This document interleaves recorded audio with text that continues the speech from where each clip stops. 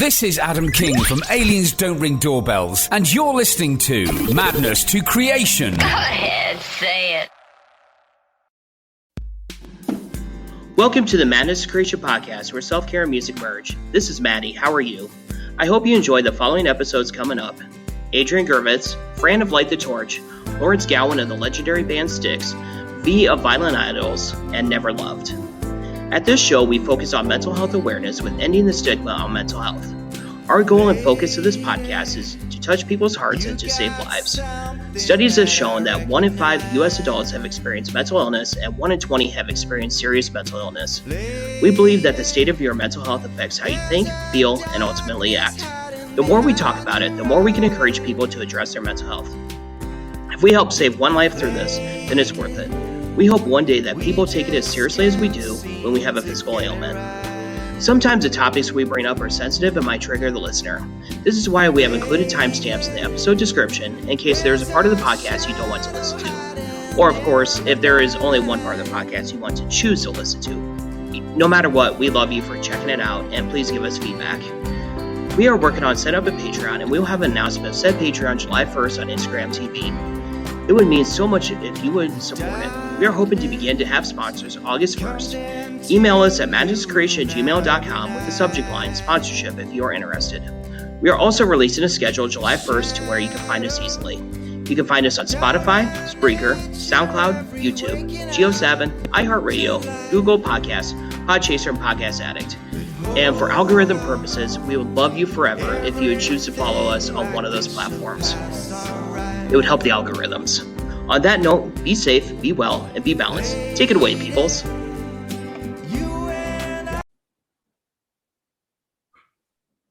Welcome to the Madness to Creation podcast, where self-care and music merge. This is Maddie. How are you? Here I have with me is the amazing vocalist of Lawrence Gowan of the legendary band Styx. Lawrence, how are you doing? I'm doing very well, Maddie. How are you today? I'm doing great, and thank you so much for coming on and joining us, and it's certainly appreciated. Pleasure. Absolutely. So I cannot help but notice that jukebox in the background. Do you have like quarters and stuff like that? And are you playing some music on there? We have rigged the machine so we don't even have to put quarters in now. We just push a button and off she goes. Yeah, here, you want me? I'll turn it on for you if you want to see it. This was built in 1946. Can you imagine? Oh man. So hold on here. And I love showing it off actually. Yeah, there you go. Oh, that is so cool. So that was built in 1946? Yeah, built in 1946, built in Tonawanda, New York. Oh, wow. I did a lot of research on it. It was a company in Albany, New York, who restored it because it was falling apart pretty badly. But they managed to get original parts. Oh, wow.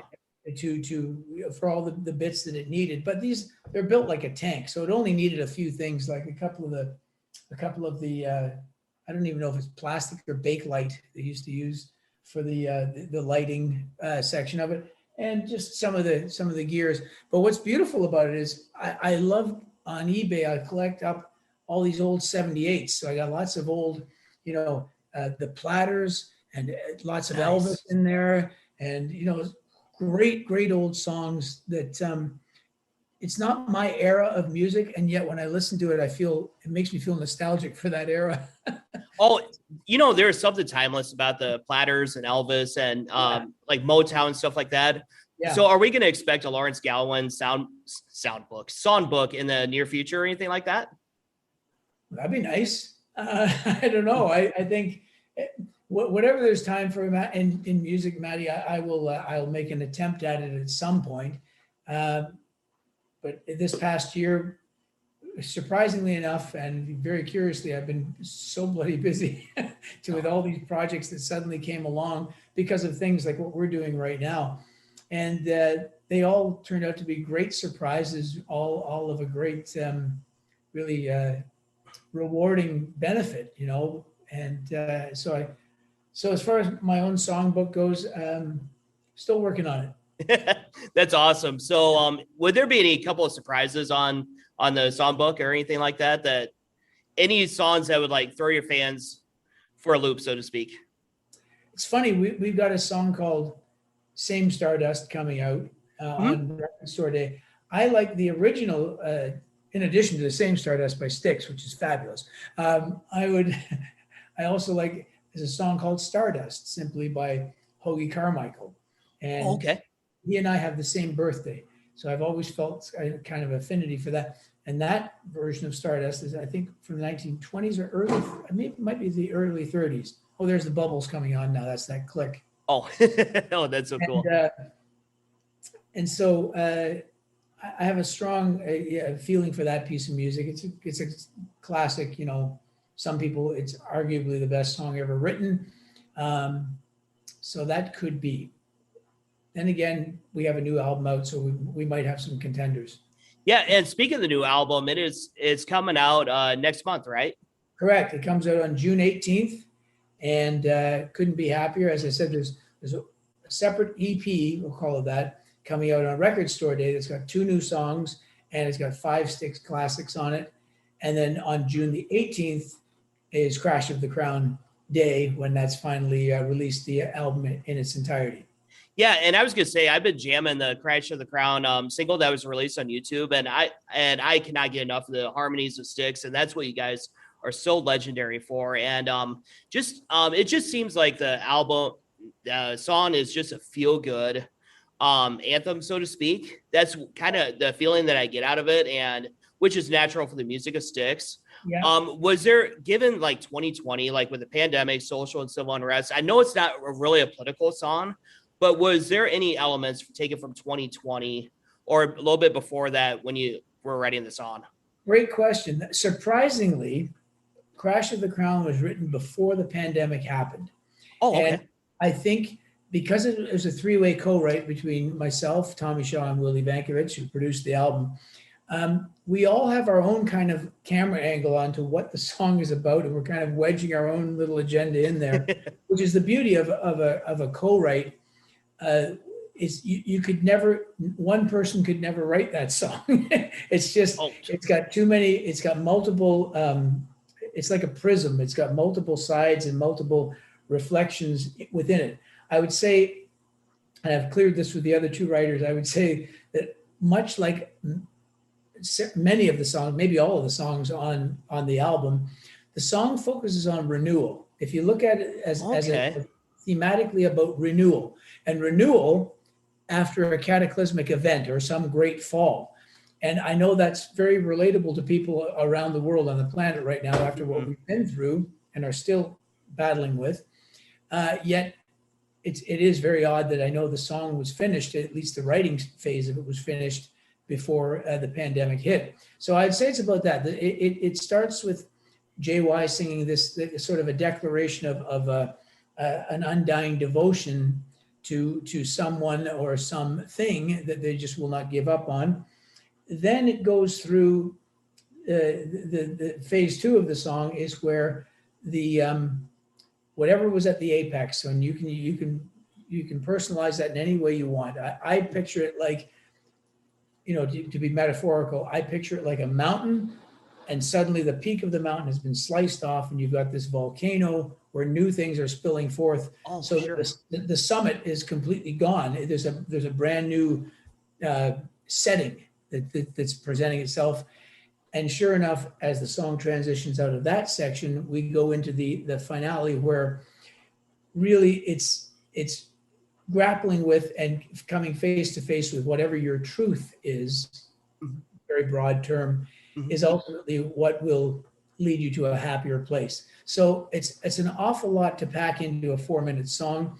I think if the listeners are like us, we had to work on it and play it through a good number of times until finally it felt like, I think there was one point where we thought, well, we'll branch these off into other songs. It'll be like a little medley. And then we realized, no, it's a song unto itself with many quick changes. No 2 parts ever repeat in the song, so there's no repetitive chorus, and yet it carries you through this. The arc carries you through this little journey that ends has a soft landing, like so many Styx songs do.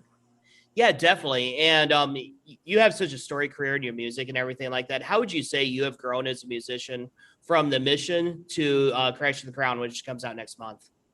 Yes. So it's a much shorter spurt of time than existed between Cyclorama and The Mission, which is a 14-year gap. Yeah. The mission really kickstarted us into another era of Styx, in that we really had lived through 14 years of really focusing on the live presentation and keeping the band alive through playing around the world, as many places as we could, to uphold the legacy of the band. But around 2014, 15, around there, so many new ideas began to connect. And once that happens, you suddenly are realizing, well, the art form that this band and bands of the classic rock era, the art form that we're most connected to is the album. So we need 40 minutes roughly of music that hang together as a cohesive statement. And we went through making the mission with this little promise between us that if we didn't love it, we wouldn't put it out. We didn't have to put it out, you know. Yeah.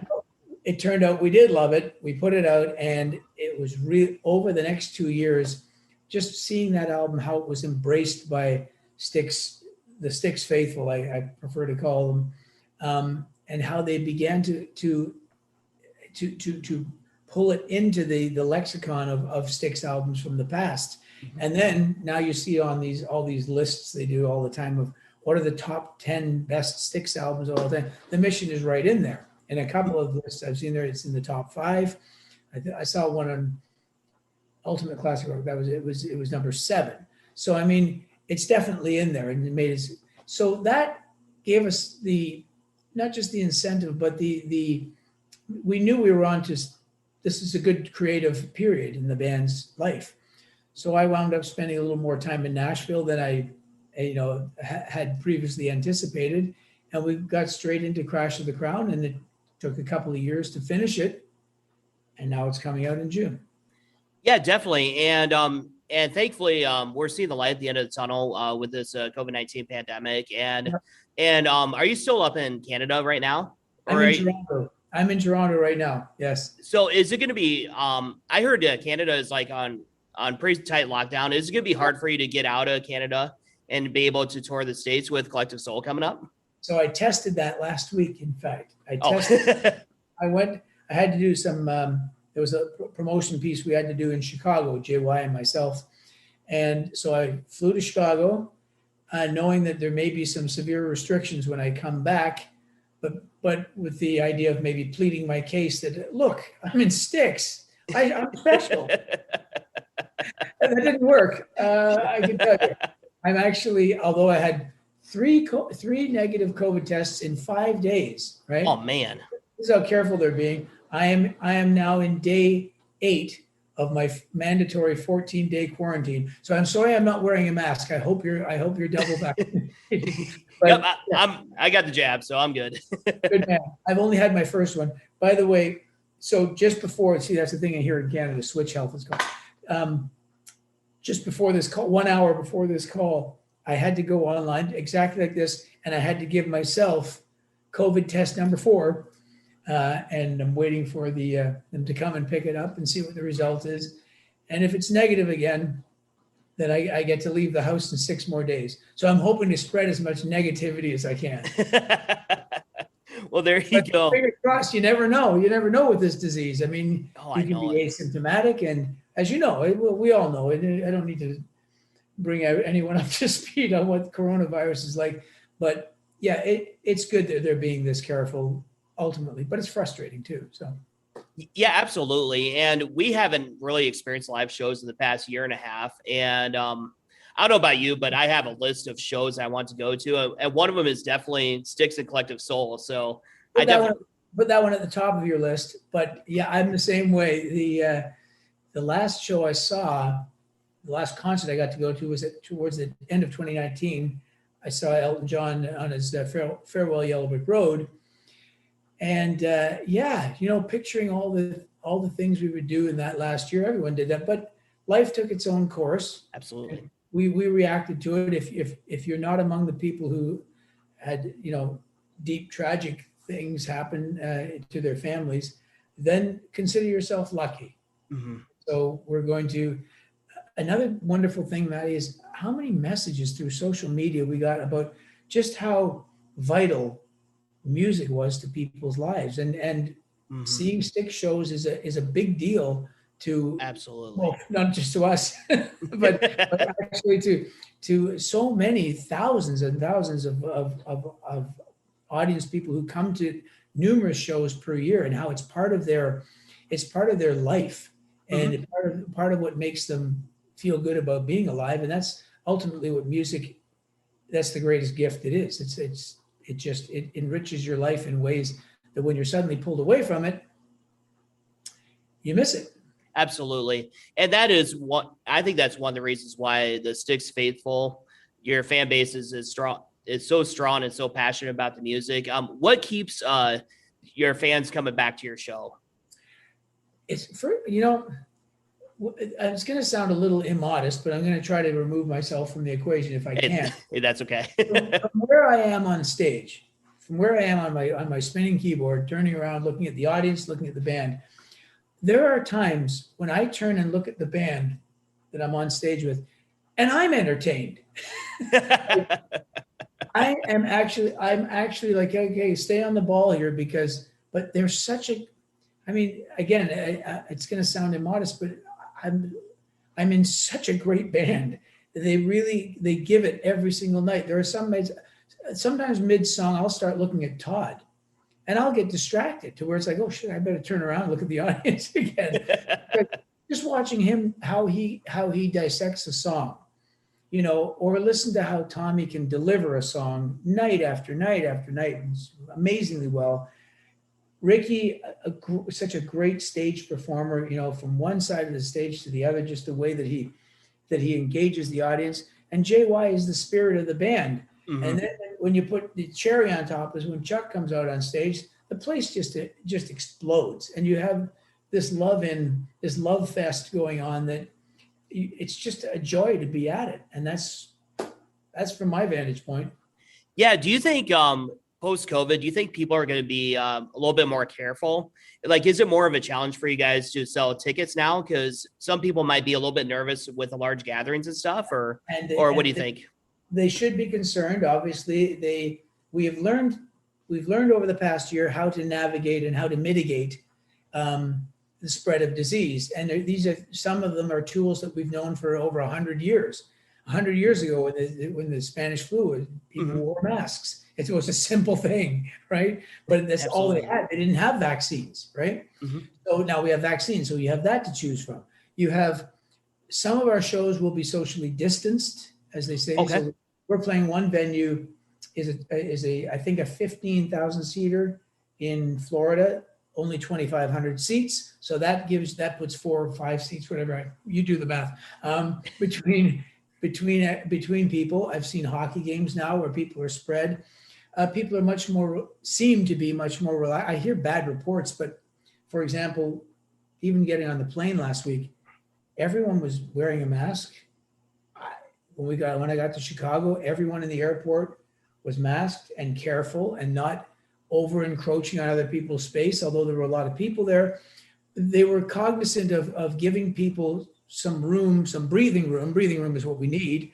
And I think, if we keep that, if we bear that in mind, not with fear, but with acknowledgement that it's a tiny little enemy. That's all it is. Yep, absolutely. Tiny microscopic enemy. And if you can just figure out ways of keeping it at bay, use those tools, and if you're smart, you might be able to avoid getting it or spreading it. So there you go. And still enjoy the music.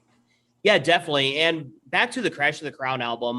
What is like a couple songs that on the album that you are absolutely cannot wait? You're chopping at the bit to play live. I do really like Crash of the Crown, quite honestly, and the fact that it's out. I've had great feedback from people about it. There's that one. There's Tommy Shaw wrote a song called Sound the Alarm that I think is absolutely phenomenal. Right up there with Crystal Ball and Man in the Will, right up with the best of what he's ever done, maybe even surpassing. Common Ground is a great tune that was a 3-way co-write as well. I think it's a very timely song. The opening track, Fight of Our Lives, is probably going to make its way into the front of the show. And Reveries, I like Reveries a lot. It's got a nice, it's an easy fit really quickly. and I enjoy singing that song too. I'm really pleased with the album top to bottom. Honestly, if you ask me the same question tomorrow, Matt, I'll give you 4 different songs. Oh, Yeah. And that's when you know it's gonna be a great album and all that. So like what is like one classic Styx song that you absolutely love playing that you never get tired of playing live, performing live? Oh, well, that's Renegade. Renegade is the It's song. my favorite Styx song. Oh, good man. I never tire of it because it's at the end of the night. You know, it usually it's at the very end. And by that time, with 22 years in the band, I don't have to sing lead on that song. So I get to really do what we were just talking about, where I get to kind of drink it all in, the end of the night.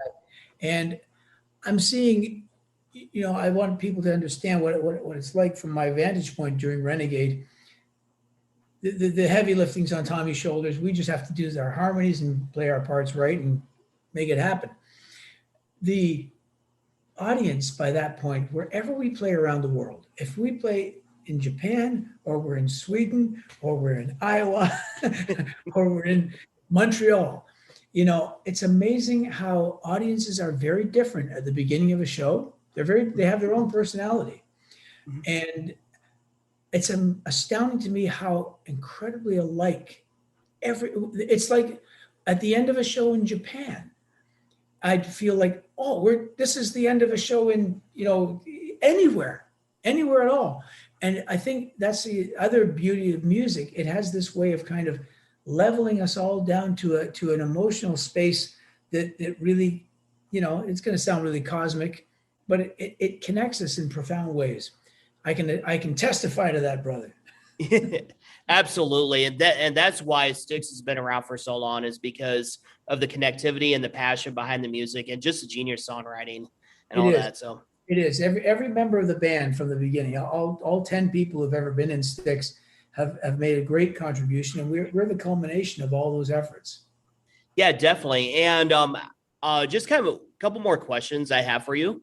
What is like one thing you've learned about yourself through this COVID-19 pandemic, being quarantined all this time and locked down and all that? Well, there's several. One, I'll give you the quickest one.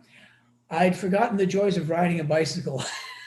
And I rediscovered that. I found, I used to ride my bike all the time, but I haven't for at least, I'd say 30 years, roughly. I got right back into it, and it was a great way to kind of keep myself in, you got to do a lot of breathing when you're doing a Styx show, a lot of heavy breathing. And, just riding my bike, I discovered all kinds of joys that I hadn't in the past. And the other thing is we touched on it before, staying in touch with people through music, using technology to stay close to people. I would do a song usually pretty much every week, or a concert. Online, a lot of companies, for example, suddenly didn't want to cancel their convention, so they'd hire me to come on and play the piano over there, or go downstairs to my bomb shelter. We put together a little TV studio. Bomb is spelled BALM, and just stay connected to people through music, and just what a vital force it is in my life. Now, that's not something new, but we discovered new ways of sharing it with people. So there's that. And, I've never spent a full year of my life at home since I was 19 years old. Oh, it's wild. And that's a little while ago. So I enjoyed just being in one place and kind of reflecting on so much. It was for people who didn't get ill. It was as much a gift as a punishment. You know what I mean? So I found there's a few things anyway. Yeah, definitely. And I'm actually going to I'm working on a book as we speak called Lighthouses in the Darkest Distances. It's how us in the music industry gets through difficult times and gets through life and all that. And one of the questions I usually ask is, what is the soundtrack to your life? Like, do you have any artists, bands, albums, or genres of music that helps you get through when times get difficult for you? I particularly like progressive rock. What it does to my mind is really it expands my mind. It basically does that. I love pop songs too. I love simple 50s songs. I love music in general, but progressive rock, starting from, I was a giant Beatles fan. Still, of course, I still am. Who isn't? But take, for example, what I consider to be maybe the first progressive rock song, the first song I perceived as being very progressive was I Am the Walrus. And Styx, we covered in our Big Bang Theory album. And just how deep and how broad you could go with a piece of music like that, and how it could expand your thinking and the way that you perceive the world around you. So if I'm answering the question, it would start with a song like that and all the Beatle catalog that did that, into Yes and Genesis particularly, and Emerson, Lake and Palmer. And the other day I was just downstairs playing Aqualung, Jethro Tull. Nice. Those pieces of music just expand the mind to such a great degree. And that's a big thing that I'm a big part of both the mission and Crash of the Crown, is that we've brought that progressive element is back in Styx, kind of center stage at this point. So that, I hope I answered your question there. Yeah, absolutely. You certainly did. And that was a great response to the question. And I'm going to give you the floor to talk about Crash of the Crown and the Same Stardust. Anything else that we did not cover and all that, and also about the tour as well. Yeah, no, I think that's pretty well it for now. I hope people embrace the record and enjoy it so well. It's been a joy talking to all these calls that I've been doing with people that have heard the album, and their enthusiasm about it so far has been great. Now, you were going to bring up something about mental health here, right? Oh, yeah. Well, we've kind of talked about the mental health. Okay. A couple three questions. Kind of sprinkled in there. Well, that's good, because I don't have any great insights into it, as I mentioned to you before, Matt, but I will say that staying connected to music is of vital importance to people. It really is. And I don't just mean that, even if you didn't come to see a Styx show or listen to a Styx album, music just, it can unlock great things in your mind that will lift you, and it can lift you out of the abyss, quite honestly. So I intend to keep doing that myself, especially when I get if I happen to get into some dark moods. Music is a lifeline. I can't agree with you anymore on that. And I really believe that music can help save lives. And Lawrence Gowan, it was such a pleasure to talk to you again. And I'm looking forward to seeing you in the band out on tour. Great to see you. Great to do an interview like this. I enjoy doing them like this, where I actually see a face and connect a body, even if it's, a body on a screen. Yep, absolutely. Okay, man. Great to see you, Matt. Okay. Yeah, good seeing you, Lawrence. All right, Matty. All the best. Cheers. Yeah, cheers to you. Bye-bye. Bye now.